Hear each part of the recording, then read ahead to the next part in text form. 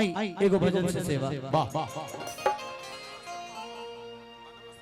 कि पन्नवा से पातर फूलवा से नाज जियो से जियो अरे हई मोर माई महारानिया रे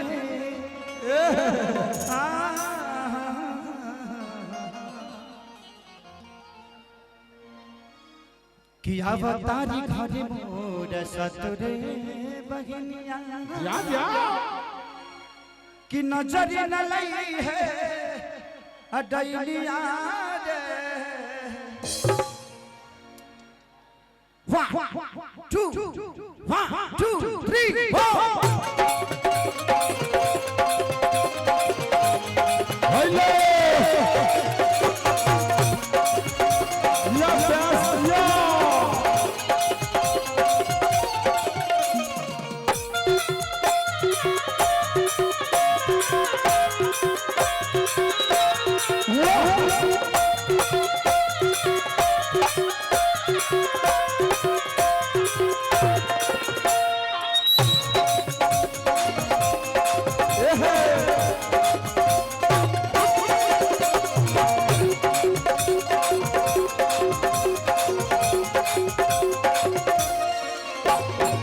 पन्नवा से पातर फूलवा से नाच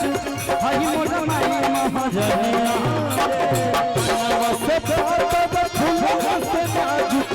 आई मोर माई महारानिया पन्नवा से पातर फूलवा से नाच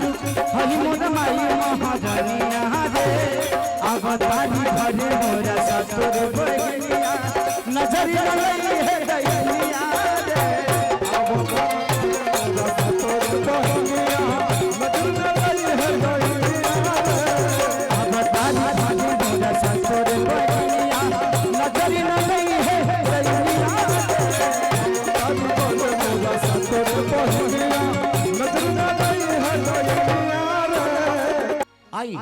देखिए पहले के पूजा में और आज के पूजा में बड़ा अंतर हो गई भैया। पहले के माता बहन बेटी जब मंदिर में जा चली है थाली सजा ली है अगरबत्ती बार ली है एगो बड़ा निमन गाना गावत लिया कौन गाना कि निमिया के डार हवाइया ओहो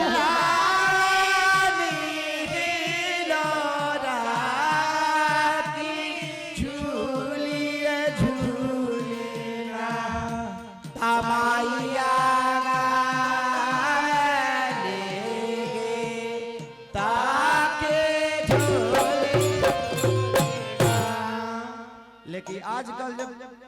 के लड़की अलगे बड़ी सब कैसे जींस पैंट पहन ले तरी सब और मंदिर के लगे जाके कहते से हेलो दुर्गा माँ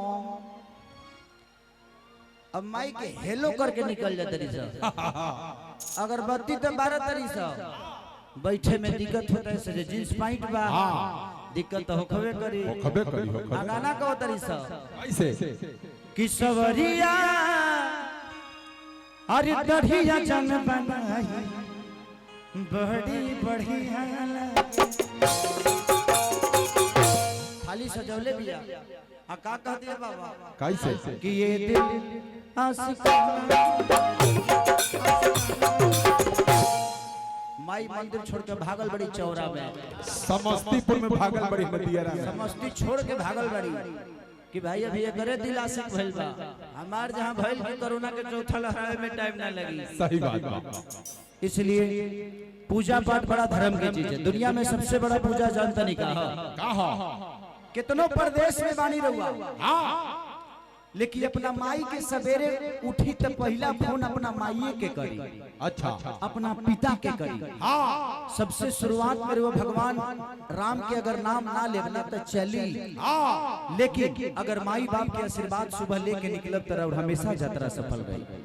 अब माई भी मोबाइल ना होई तो कैसे बात होई मोबाइल लगे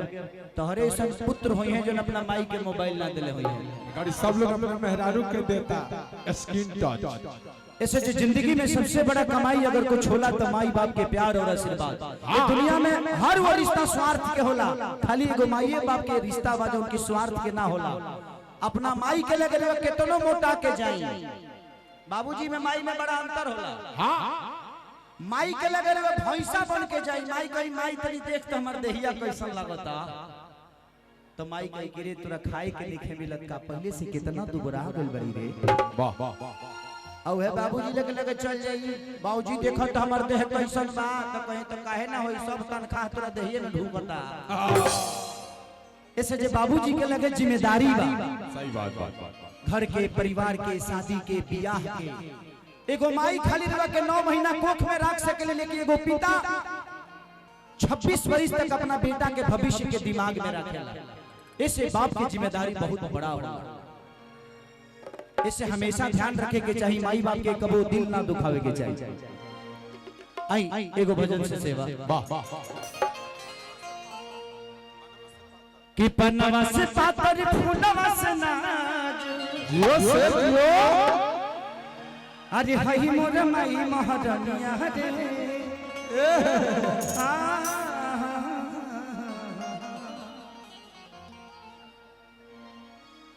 कि अवतारी घरे मोर सतुरे बहनिया, कि नजर न लई है अडैलिया रे। 1 2 1 2 3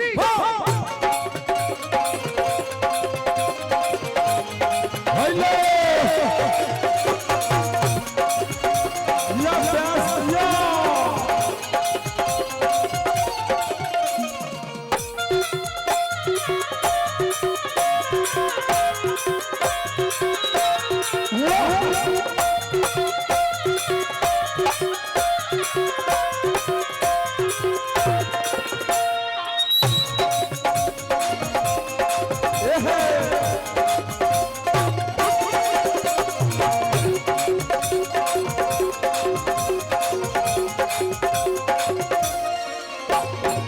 पन्नवा से पातर फूलवा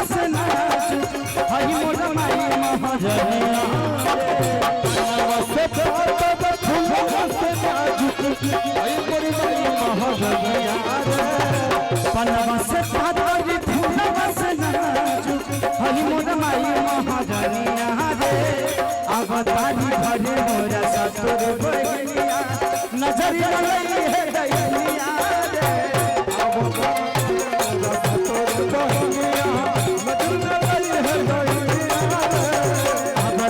घरे मोर सतुर बहनिया,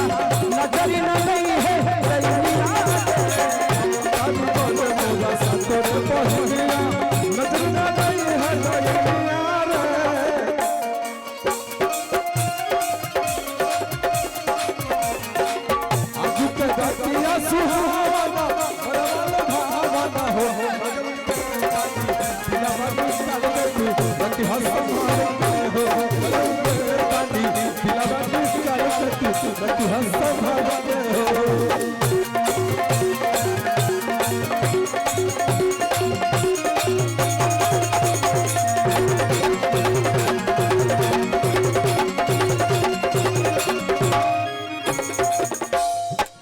और तिया कहती है चलत रहा धीरे धीरे। हर हंसुली ताली बाजे हो ताली बाजे।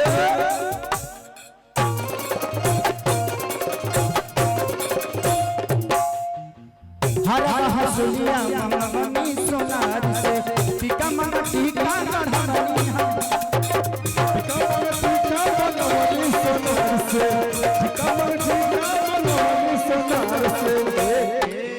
कहा हर हंसुलिया ताली बाजा ताली।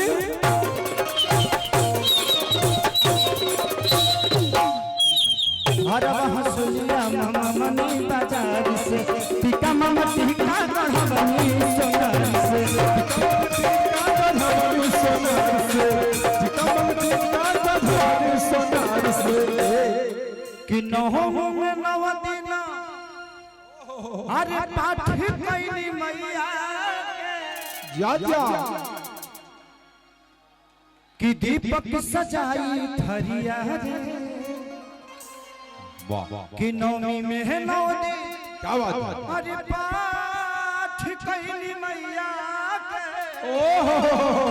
जो मेरे से दीपक सजैनी थरिया रे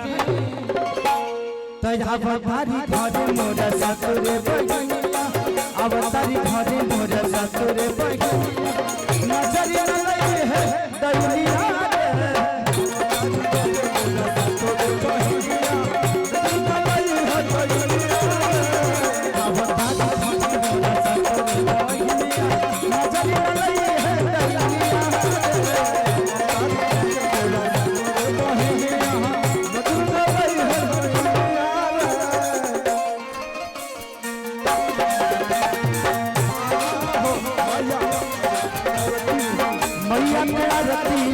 मैया मेरा रतन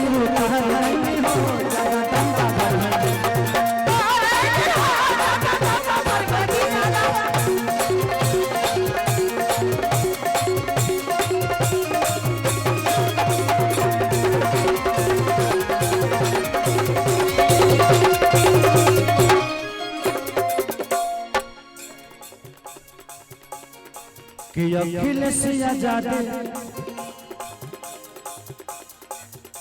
के बाटे गजब खेले हो बबुआ के सारी जरा ले दिया तेरे हो सारी जगह दिया तेरे हो बबुआ के सारी जगह दिया तेरे हो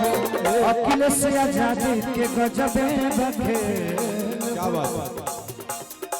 बबुआ के सारी जरा ले दिया तेरे हो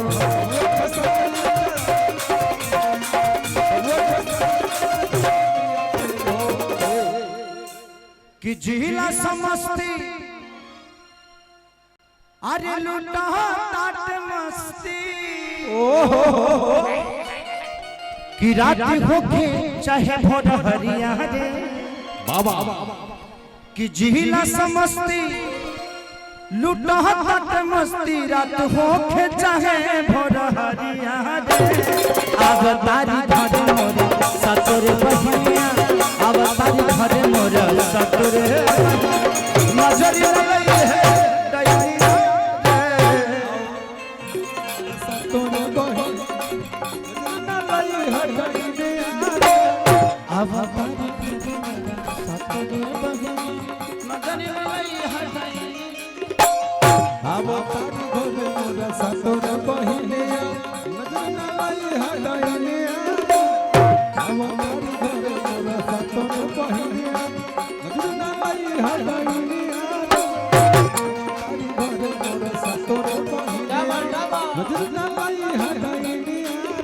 अवतारी घरे मोरा सतुरे बहिनिया नजरिया लई है